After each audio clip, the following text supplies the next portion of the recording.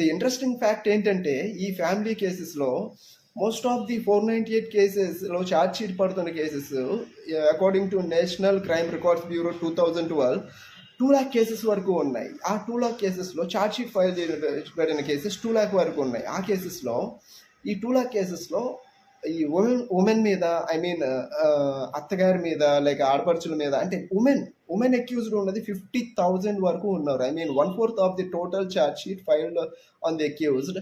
1/4 of the accused అంటే 50,000 వరకు ఉమెనే ఉన్నారు.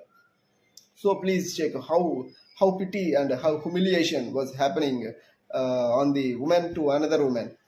This is not at all fair.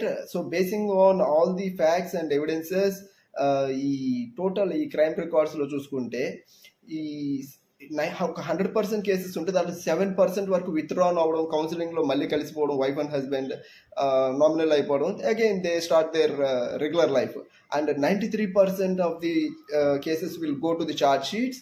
And ఈ 93% అవుతున్న ఛార్జ్ షీట్స్లో just up to only 10 to 15% వరకే కన్విక్షన్ రేట్స్ వస్తున్నాయి అనమాట. కన్విక్షన్ రేషియోస్ వస్తున్నాయి. అంటే 10 to 15% వరకే శిక్ష పడుతున్నాయి. అంటే మిగతా 70 to 75 to 80% వరకు అన్ని కూడా ఫాల్స్ అండ్ ఫ్రివలస్ కేసెస్